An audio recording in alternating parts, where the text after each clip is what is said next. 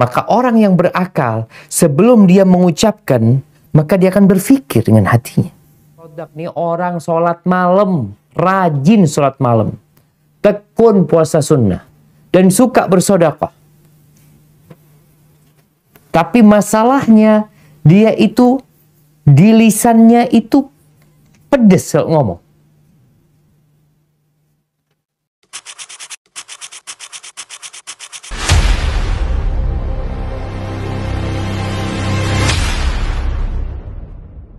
Assalamualaikum warahmatullahi wabarakatuh. Alhamdulillahi wa kafa. Wassalatu wassalamu ala nabiyil mustafa wa ala alihi wa ashabihi wa man iqtafa, amma ba'd. Ahibati fillah, kembali kita berjumpa di malam Jumat, malam yang indah, malam di mana Rasul sallallahu alaihi wasallam mengatakan khairu yaumin tala'at fihi syams yaumul jumu'ah. Hari yang paling indah, hari yang terbaik, yang terbit matahari di dalamnya adalah hari Jumat. Dan kita berada di malam dari hari yang terindah. Berbanyak salawat buat Nabi alaihi salatu wassalam.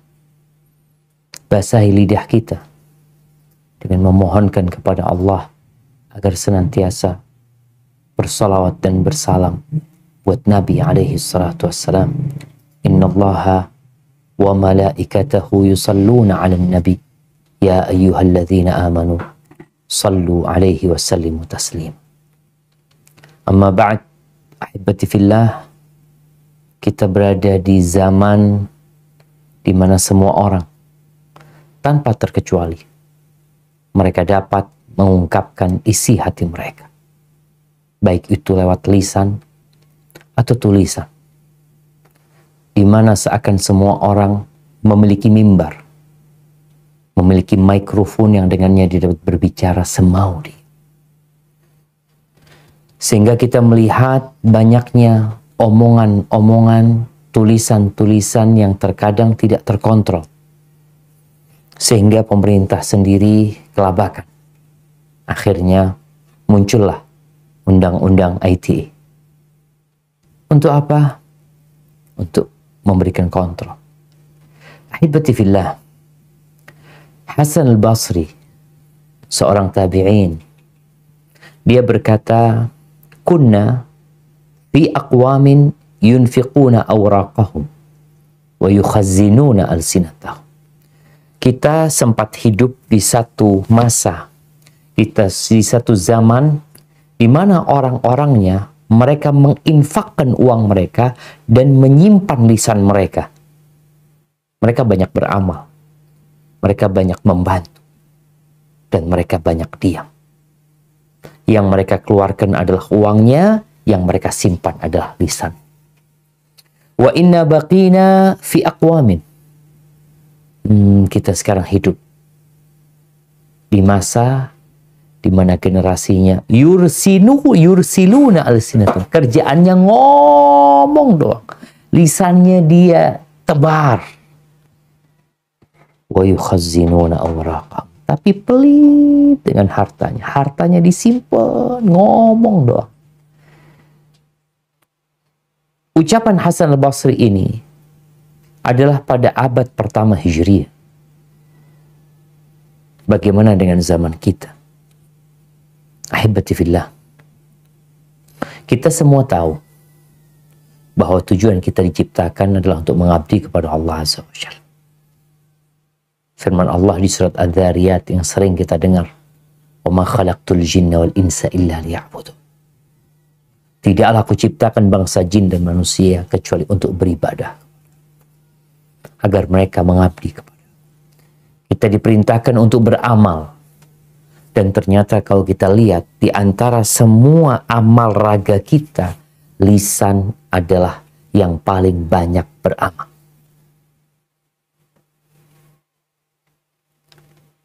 Dalam sholat, engkau bisa bedakan atau engkau bisa bandingkan berapa gerakan lisan dan berapa gerakan tangan. Berapa perbandingan antara gerakan lisan dengan gerakan kaki? Di setiap gerakan itu, lisan kita ikut bergerak. Allahu Akbar. Allahu Akbar. Belum yang kita baca dalam posisi kita ruku. Yang kita baca dalam posisi i'tidal. Yang kita baca lagi tatkala kita hendak sujud. Yang kita baca dengan lisan kita tatkala kita sujud. Tatkala kita duduk.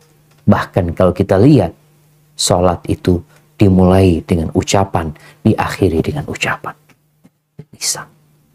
Dimulai dengan Allahu Akbar, diakhiri dengan Assalamualaikum warahmatullahi wabarakatuh. Oleh karena itu, Rasulullah Sallallahu Alaihi Wasallam bersabda tentang peran lisan ini. Idza asbaha ibnu Adam, fa innal a'dha'a kullaha tukaffirul lisan. Apabila datang waktu pagi, maka seluruh raga manusia ini dia mewanti-wanti lisannya. Jadi tangan, kulit pun, kepala pun, mata pun seakan berkata kepada lisan ini, ittaqillah fina. Bertakwalah engkau kepada Allah dalam urusan kita nih. Fa innama nahnu bika. Semua raga ini ikut engkau. Ikut engkau lisan. Fa in istaqamta istaqamna. Kalau engkau istiqamah, kami ikut istiqamah. Tapi kalau engkau menyimpang, wajajna, kita pun akan turut menyimpang. Hadis rawahu Tirmidzi. Dan Imam Tirmidzi juga meriwayatkan hadis bahwa Nabi SAW pernah berkata kepada Mu'adz bin Jabal. Setelah Mu'adz bertanya tentang amalan yang memasukkan ke surga dan menjauhkan dari api neraka, Nabi menjelaskan tentang rukun Islam, ya. Kemudian beliau menjelaskan tentang amalan-amalan sunnah.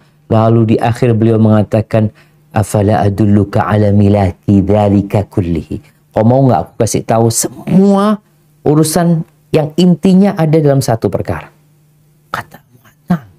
Lalu Nabi SAW mengeluarkan lisannya.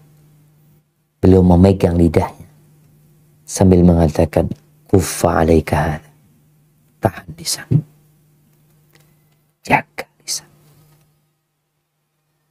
Lalu Mu'adz berkata, ya Rasulullah, wa inna la mu'akhaduna bima natakallamu bihi. Apakah kita akan diberi hukuman, diazab gara-gara lisan kita?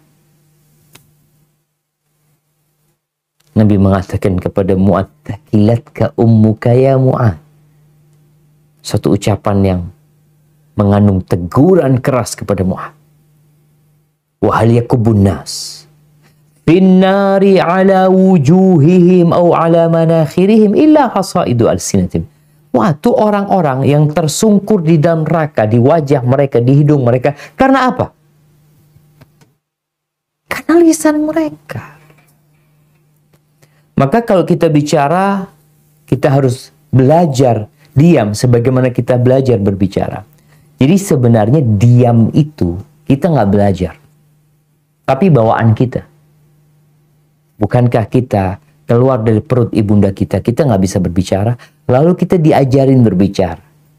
Diajarin ngomong, umma, abah. Diajarin ngomong, minta susu. Mau minum air, ya, mau pipis, diajarin kita ngomong. Ketika kita udah pinter ngomong, kita lupa untuk diam. Abu Zayyal rahimahullah ta'ala, beliau mengatakan, ta'allam samt kama tata'allamul kalam. Belajarlah engkau diam sebagaimana engkau belajar berbicara.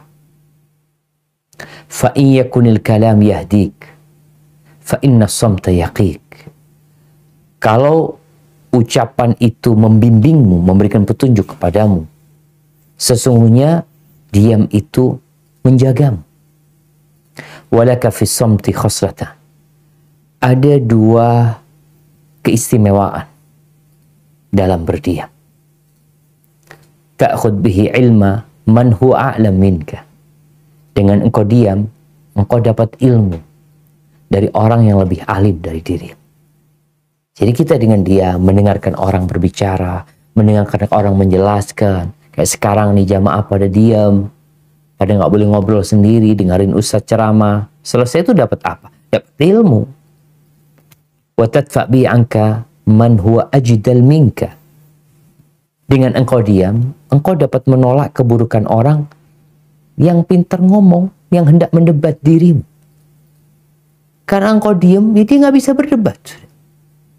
Karena engkau diam. Maka kita perlu kembali mengulangi masa lalu kita tatkala kita nggak bisa berbicara. Tapi dulu kita nggak berbicara karena memang karena nggak bisa bicara. Belum bisa berbicara. Sekarang kita udah pintar ngomong.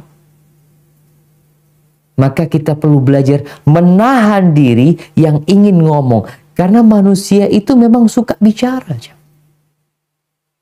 Tapi dia lupa bahwa semua yang keluar dari lisannya itu dicatat. Apa kata Allah Azza wa Jalla di surat Qaf ayat 18?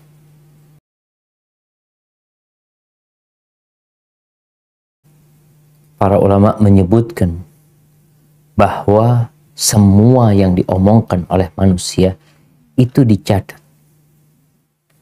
Sam'ani dalam tafsir yang mengatakan qala al-Hasan, ini Hasan al-Basri, yaktubul malakani kulla syai'. Malaikat itu mencatat semua, segala sesuatu. Hatta qawlahu li jariyatihi isqinil ma. Sampai dia mengatakan kepada budaknya, ambilkan air buat aku, kasih aku air, ambilkan sandalku, berikan kepadaku pakaianku. Semuanya ditulis. Wa yuqal, dan ada yang mengatakan yuktab kullu syai' hatta safirahu bisyurbil ma. Sampai suara dia minum air, itu pun ditulis. Allah Azza wa Jal mengatakan wa inna alaikum lahafidh. Ada bersama kalian malaikat-malaikat yang selalu mengawasin kalian, jagain kalian. Kiraman katibin, mereka malaikat-malaikat yang mulia dan mencatat. Kalau sekarang banyak orang tidak lagi berucap dengan lisannya, tapi dengan tulisannya, maka dia lebih mempersaksikan untuk dirinya apa yang dia perbuat. Ini loh tulisanmu. Mungkin kalau aku nggak ngomong itu, ini siapa yang nulis? Engkau yang menulis. Jadi sejatinya manusia tatkala berkomentar, tatkala menulis sesuatu yang terkadang membuat keributan tulisan dia itu, sejatinya dia sedang menulis di rapot dia sendiri. Yang kelak pada hari kiamat akan dikatakan kepada kita, Iqra kitabak, baca kitabmu. Ini loh tulisanmu. Kafa binafsikal yawma alaika hasiba. Cukup engkau yang mengaudit dirimu sendiri. Engkau yang menghisap dirimu sendiri. Ahibati fillah, sebuah studi yang dilakukan di Amerika, ya nggak tahu benar apa salah, ana hanya menukil, disebutkan bahwasanya seorang perempuan itu bisa mengucapkan dalam sehari 20.000 kata. 20.000 kata. Sementara laki-laki hanya 7.000 kata per hari. Subhanallah. Manusia suka ngomong. Tapi ternyata perempuan itu lebih banyak ngomong. Terus masalahnya apa? Allah menciptakan wanita berbeda dengan laki-laki. Wanita tuh dengan banyak ngomong, sejatinya itu bahan untuk mendidik anak-anaknya. Kalau seorang ibu yang diem aja, anaknya nggak bisa ngomong akhirnya. Tapi karena ibunya kalau gendong anaknya sambil dia ngomong, ini anaknya siapa ini? Aduh, kok Ayu ini? Padahal anaknya sendiri. Siapa namanya? Ngomong dia, itu perempuan. Tapi kalau bapak-bapak kan memang jarang ngomong. Hibatifillah. Bayangin ya, kalau 20.000 kata, 10%-nya itu zikir. Berarti dia telah mengingat Allah 2.000 kali. Kita sehari baca subhanallah berapa kali yuk? Kalau kita baca, anggap kita 100 ya subhanallah, alhamdulillah. Terus Allahu Akbar 100 sekali sholat. Berarti kalau 5 waktu kita udah mengucapkan 500 kali. Belum zikir-zikir yang lain. Namun banyak manusia yang ternyata omongannya itu mayan fa'il, gak berguna. Sekarang banyak acara di televisi itu acara ngomong, bas, ngundang orang untuk ngomong ke timur, ke barat, ke utara, ke selatan, 1,5 jam, 1 jam, ketawa-ketawa, TV ini, TV itu. Apa nggak sadar mereka bahwa ada malaikat yang mencatat semua ucapan mereka? Dan Allah Azza wa Jalla di surat An-Nisa ayat 114 mengingatkan manusia agar mereka hati-hati kalau ngomong. Apa kata Allah Azza wa Jalla?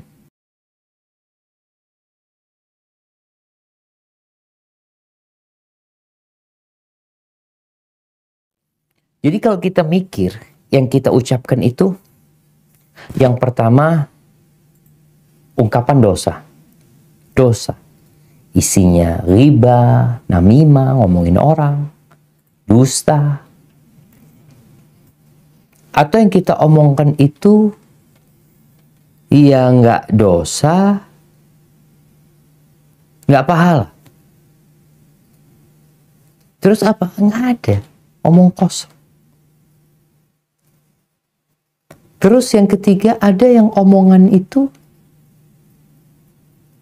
berpahala. Mana yang kita lakukan sebenarnya? Kadangkala orang ini habis Isya. Kenapa Nabi SAW melarang? Beliau membenci ya. Beliau membenci ngobrol ba'dal Isya. Karena orang setelah Isya itu, dia bisa ngobrol, mau di rumah, mau di kafe, mau di mana. Dari ba'dal Isya sampai tengah malam. Kalau dia mulai ngobrolnya dari jam 8 sampai jam 12 malam, 4 jam dia ngomong. Yang terkadang omongan dia gak ada guna. Maka Allah sebutkan kecuali kalau yang diobrolkan itu bicara tentang sedekah, bicara amar ma'ruf nahi mungkar, bicara ya duduk rapat seakan-akan untuk bicara tentang masa depan, untuk memperbaiki hubungan antara orang-orang yang tidak bertegur sapa, itu baru omongan yang berguna. Umar bin Khattab radhiyallahu ta'ala anhu mengatakan, "Man kathura kalamuhu, kathura saqatuhu." Barang siapa yang banyak ngomong, banyak salahnya. Hitung aja. Semakin sering kau majelis, kumpul sama teman-teman, ngobrol, semakin banyak salah. Tapi kalau orang mau ngomong itu jaga, dia tahan dirinya. Dia mikir dulu, kira-kira yang ana sampaikan ini berpahala buat ana atau enggak? Manfaat buat ana apa tidak? Jangan-jangan ana ngomong buat orang sakit hati. Nabi SAW mengarahkan manusia untuk lebih banyak diam daripada berbicara.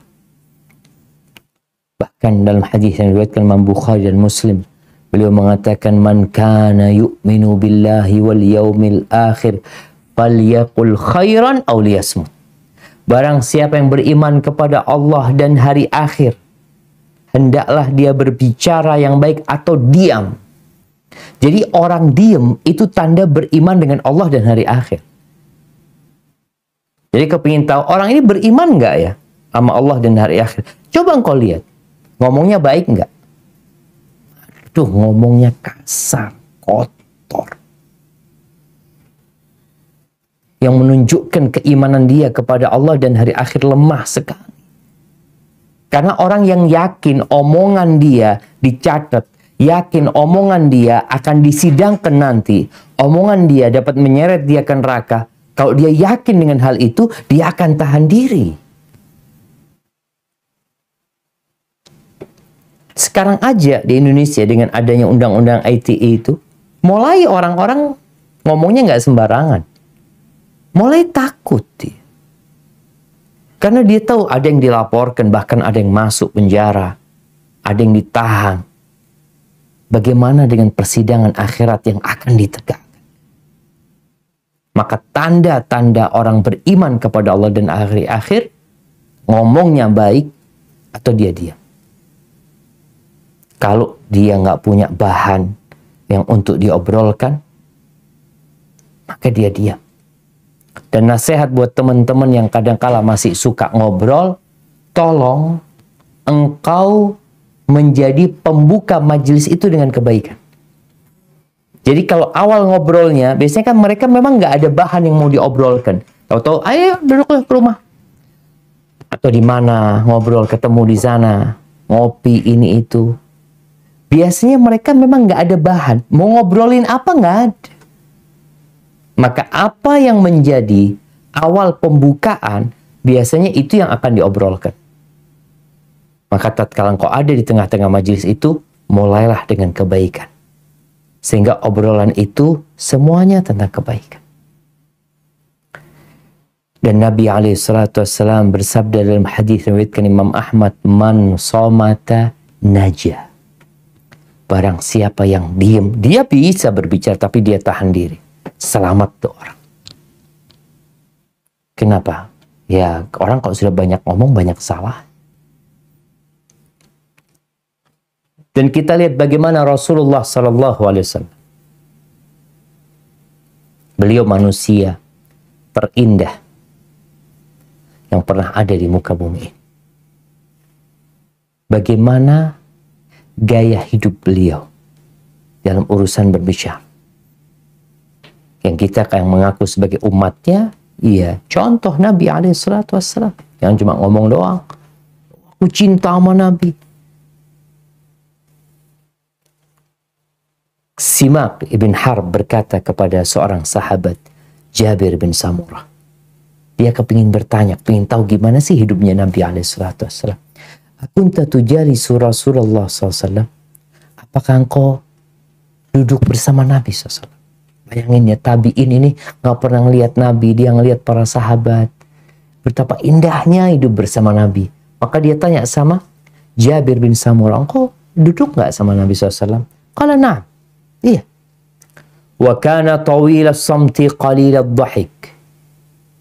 Beliau orangnya itu panjang diamnya. Sedikit tertawa. Wa kana ashabuhu yadhkuruna 'indahu asy-syi'r wa asya' min umurihim.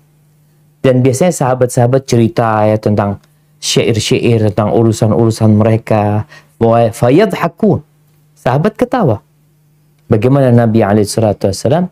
Wa rubbama tabassam. Nabi mungkin beliau cuma tersenyum. Alaihi salatu wassalam. Hadis rawahu Ahmad.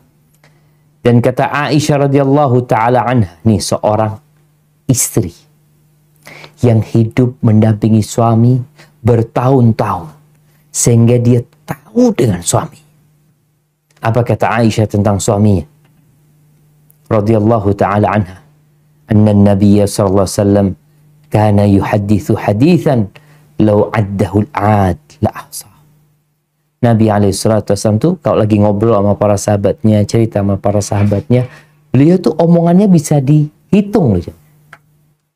Jadi kalau ada orang yang mau ngitung berapa kalimat yang Nabi ucapkan, bisa dia menghitung. Ini menunjukkan sedikitnya omongan Nabi SAW dan semua omongannya bermanfaat.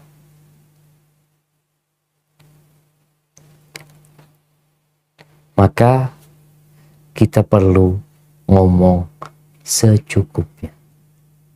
Ya perlu ngomong, nggak perlu nggak usah ngomong. Kenapa? Ada malaikat yang nyatat. Abdullah bin Mas'ud radhiyallahu taala anhu mengatakan, wa iyyakum wa fudulal kalam. Bihasabir rajul an yablugha hajatahu. Kalian itu jangan ngomong terlalu banyak gitu. Ngomong perkara-perkara yang kalian nggak ada perlunya. Hindari hal itu. Kenapa? Cukup engkau ngomong yang hajatmu tersampaikan. Jadi kalau lagi ngobrol sama teman-temannya, ya ngomonglah yang hajatnya orang itu tahu maksudnya antum. Nggak usah bertele-tele ngomongnya. Kenapa? Menghindari kesalahan. Apa kata Anas bin Malik radhiyallahu ta'ala? Kalau kita melihat nih, para sahabat itu mengajarkan kepada para tabi'in, kepada generasi yang selanjutnya, agar mereka menjaga lisan mereka, agar mereka belajar diam sebagaimana mereka belajar berbicara. Anas bin Malik mengatakan, la yattaqillaha 'abdun haqqa tuqatihi hatta yakhzina min lisani.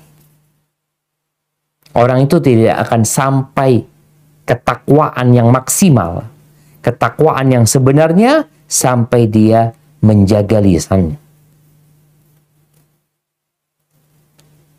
Di surat Ali Imran ayat 102 yang sering kita dengar khatib Jumat membacakan ayat ini, dan Nabi SAW biasa membacakannya dalam khutbatul hajah, ya ayyuhalladzina amanu ittaqullaha haqqa tuqatihi wa la tamutunna illa wa antum muslimun. Wahai orang-orang yang beriman, bertakwalah kepada Allah dengan sebenar-benarnya takwa dan jangan mati kecuali dalam kondisi Islam. Orang nggak akan sampai kepada puncak ketakwaan sampai dia menjaga lisannya. Dia tahan, dia diam, nggak ngomong terus ya. Kadang-kadang kita lihat di grup itu ada yang rame terus, nulis ini, ngomong ini. Yang kalau kita lihat ke atas, fulan ini ngomongnya semuanya nggak ada manfaatnya. Mayanfa. Omong kosong yang boleh jadi mengandung unsur dosa. Humaid ibn Hilal, seorang tabi'in, mendapatkan nasihat dari Abdullah bin Amr bin As. Sahabat nih kasih nasihat kepada generasi selanjutnya. Dzar ma lasta minhu fi syai'. Tinggalkan kau yang nggak ada perlunya. Tinggalkan yang kau nggak ada butuhnya sama urusan itu. Wala tantik fi ma la ya'ni. Jangan ngomong yang tidak ada gunanya buat engkau. Wakhzin lisanaka kama takhzin darahimak. Simpan lisanmu sebagaimana kau menyimpan uang. Di mana kita simpan uang? Di berangkas besi, di dompet. Kita taruh di tempat yang tersembunyi. Jaga lisanmu seperti kau menjaga. Kenapa? Karena kita akan dihisap dengan apa yang kita ucap. Hudzaifah ibnul Yaman, seorang sahabat Nabi, dia mengatakan, innal kalama bisab'ati aghlaq. Omongan itu melalui proses 7 kunci. Ada 7 kunci sampai jadi omongan. Yang pertama apa? Idza kharaja minhu kutib. Kalau sudah keluar, ditulis. Idza lam yakhruj, lam yuktab. Kalau belum keluar, nggak ditulis. Jadi ada 7 kunci nih. Kalau sudah keluar, ya udah ditulis. Tapi kalau belum, masih di tengah, nggak jadi, maka nggak ditulis. Yang pertama, al-qalb. Hati. Orang tuh kalau ngomong, dari hatinya dia ngomong. Karena lisan ini gayungnya hati. Dari hati akan keluar ke tenggorokan lewat amandel nih. lewat sana. Itu yang kedua. Yang ketiga, al-lisan. Lisan itu sendiri. Kemudian yang keempat dan kelima adalah langit-langit, mulutnya. Makanya orang kalau sumbing itu sulit dia berbicara. Kemudian kedua, bibirnya. Kalau sudah keluar, jatuh. Tapi masih, orang kan ngomong kan mesti buka mulut dia. Buka kedua bibir. Tapi kalau masih belum keluar, belum jatuh. Artinya prosesnya panjang sebenarnya.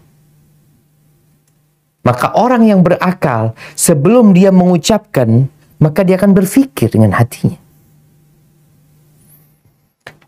Allahu Akbar jamaah. Kita perlu menjadi muslim yang bersahaja. Kita perlu muslim yang sebenarnya.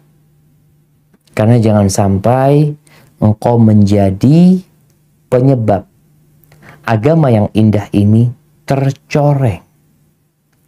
Gara-gara omongan. Gara-gara bikin status yang tidak tepat. Gara-gara membuat pernyataan yang sejatinya seharusnya engkau tidak melakukan hal itu. Menyakitin banyak orang.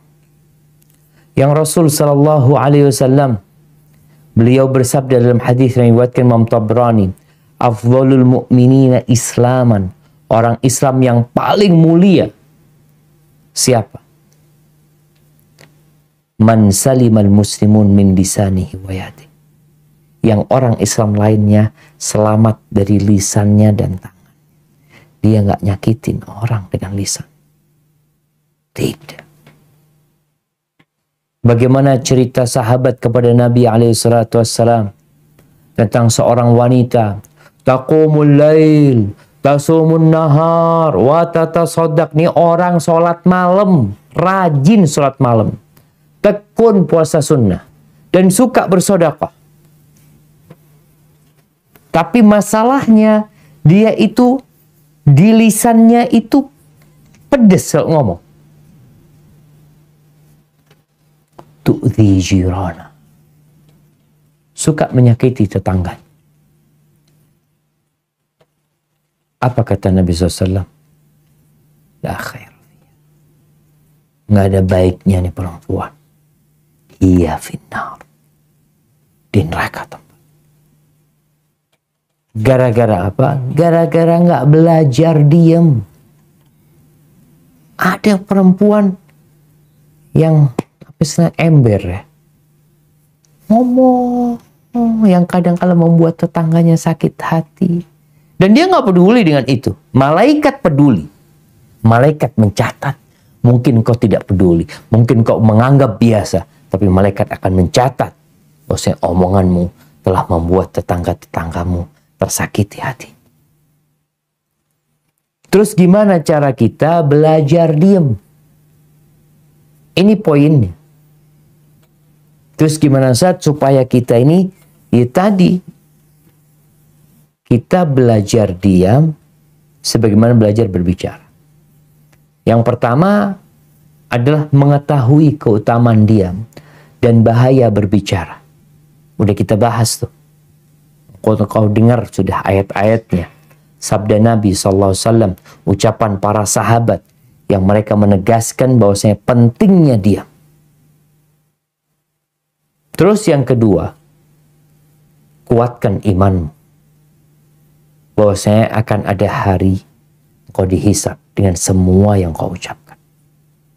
Sehingga keimanan ini menjadi motor penggerak engkau untuk diam. Mau ngomong, takut. Aduh. Ini omonganku kira-kira dicatat di timbangan kebaikan atau keburukan. Maka kalau sudah engkau sampai ke titik itu, insya Allah engkau akan dapat menahan ucapan. Yang ketiga, menggunakan lisan ini untuk berzikir. Dalam sebuah athar disebutkan la tukthirul kalam bi ghairi dzikrillah. Engkau jangan banyak bicara selain dengan berzikir kepada Allah. fa inna kathratal kalama bighairi dzikrillah qaswatun lil qalb. Karena orang kalau sudah banyak ngomong, yang omongannya tidak mengandung zikir kepada Allah, maka hatinya akan keras. Wa inna ba'dan nas minallah al-qalbul qasi. Orang yang paling jauh dari Allah adalah orang yang hatinya keras. Maka perbanyak zikir. Kata Nabi SAW, ad-dunya mal'unatun mal'unun ma fiha. Dunia ini terkutuk. Dunia ini terlaknat. Dan semua yang di dalamnya ikut terlaknat. Kecuali apa? Illa zikrullah. Kecuali mengingat Allah. Wa ma wala. Dan ketaatan-ketaatan lain. Wa aliman au muta'alim. Dan orang yang alim yang mau belajar. Dan dia belajar. Kemudian ketika engkau hendak kumpul sama teman-temanmu, engkau perlu mempersiapkan bahan. Mau ngobrolin apa sih? Diundang kawan-kawan nih. Yuk, bismillah. Majelis di rumah. Ngobrol kita yuk. Aku traktir ini dan itu. Engkau coba berpikir. Mau ngobrolin apa? Tanya. Kalau ternyata nggak ada yang mau diobrolin, nggak ada dah, duduklah ngobrol apa aja. Hati-hati. Lebih baik kita menghindar. Tapi kalau memang yang diomongkan itu sesuatu yang berguna, silahkan jamaah.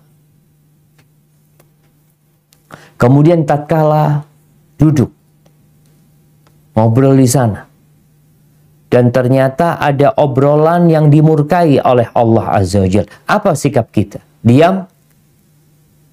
Di sini engkau berbicara. Rasul SAW mengatakan, man ra'a minkum mungkaran falyughayyirhu biyadihi.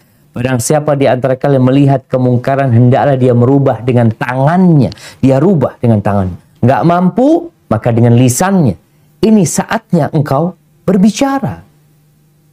Tatkala melihat kemungkaran terjadi, tahu-tahu ini ghibain saudaranya, berburuk sangka sama saudaranya, menuduh saudaranya melakukan perbuatan dosa. Apa yang seharusnya dia lakukan? Dia rubah dengan lisannya. Kasih tahu. Kadangkala kita jamaah membiarkan kesalahan itu terjadi. Disinilah engkau berbicara. Ketika ada manfaatnya, engkau berbicara. Nggak ada, engkau diam. Ketika engkau tidak mampu ingkar mungkar dengan lisanmu, engkau membenci kemungkaran itu dengan hatimu, tapi konsekuensinya kau harus tinggalkan tempat itu. Tinggalkan tempat itu. Kenapa? Karena Allah udah nggak ridho dengan adanya kemungkaran yang terjadi lalu engkau mendiamkannya. Kemudian ahibati fillah, ketika selesai ngobrol sama teman-teman kita, jangan lupa untuk membaca doa kafaratul majlis. Yang mungkin di situ ada omongan yang kurang berguna, omongan yang tidak seharusnya diucapkan. Karena doa kafaratul majlis itu bukan untuk selesai kajian ya, bukan. Tapi untuk selesai ngomong.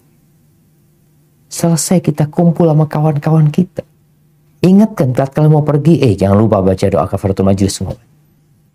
Bukan ucapan yang dipimpin bersama, enggak, setiap orang mengucapkannya dengan lisan yang penuh dengan keyakinan dengan hatinya. Dia memohon kepada Allah Azza wa Jal.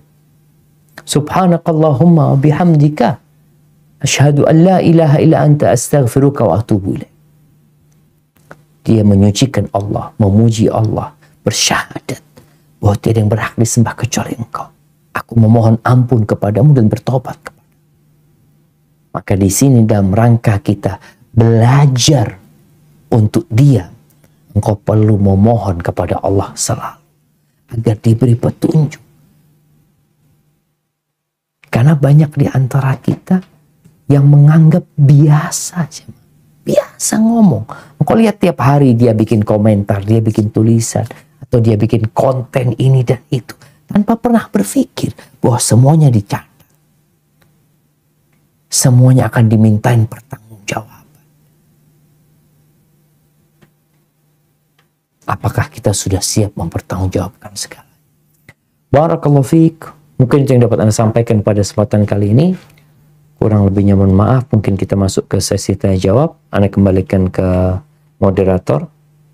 Jazakillah khair. Alhamdulillah, barakallahu fiik Ustaz. Kita lanjutkan dengan baca pertanyaan ya Ustaz. Tafadhol.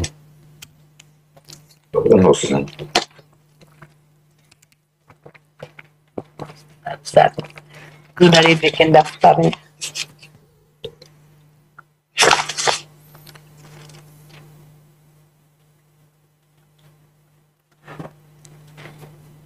Saya bacakan dari Ukti Widya Wayuningsih. Nah, Ustadz, izin bertanya, apakah membaca 10 kali surat Al-Ikhlas itu termasuk zikir, Ustadz? barakallahu fiik. Iya. Yang pertama, Al-Quran itu adalah zikir. Al-Quran sendiri Allah turunkan sebagai zikir. Bukan hanya surat Al-Ikhlas. Membaca setiap ayat dalam Al-Quran Al-Karim adalah berarti kita berzikir. Allah Azza wa Jal menceritakan bagaimana orang-orang musyrikin yang memperolok-olok Nabi Muhammad SAW. Apa kata mereka? Ya ayyuhalladzi nuzzila alaihi dzikr innaka la majnun. Kata mereka, wahai orang yang diturunkan kepadanya az-zikr, yakni Al-Quran, engkau itu benar-benar orang gila.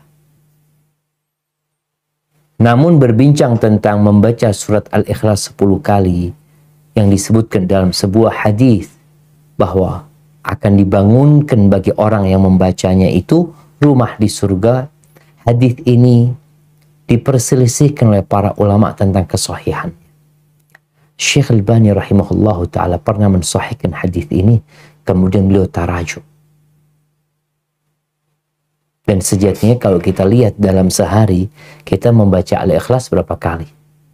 Kalau dihitung, habis sholat subuh 3 kali. Habis zuhur sekali, 4. Habis asar 3 kali, sama zikir petang. Jadi, udah berapa? 6. Terus habis maghrib sekali, 7. Habis sisa sekali, 8. Terus sebelum tidur, 3 kali kita baca.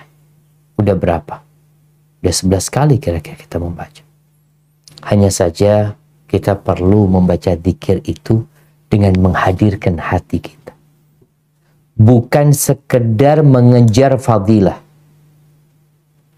Oh, Al-Ikhlas itu kan sepertiga Al-Quran. Nah, ada orang yang sekedar mengejar fadilahnya, tapi dia lupa dengan hidayah yang terkandung di dalam surat tersebut.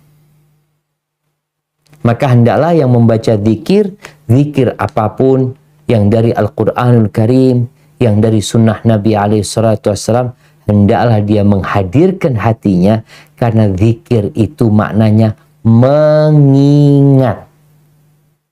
Bagaimana engkau mengingat hatimu di tempat lain? Engkau sedang memikirkan sandalmu, engkau sedang memikirkan usahamu, lisanmu membaca qul huwallahu ahad, tapi hatimu di tempat lain. Ini pertanda engkau belum berzikir, engkau belum mengingat Allah Azza wa Jalla. Barakallahu fiik.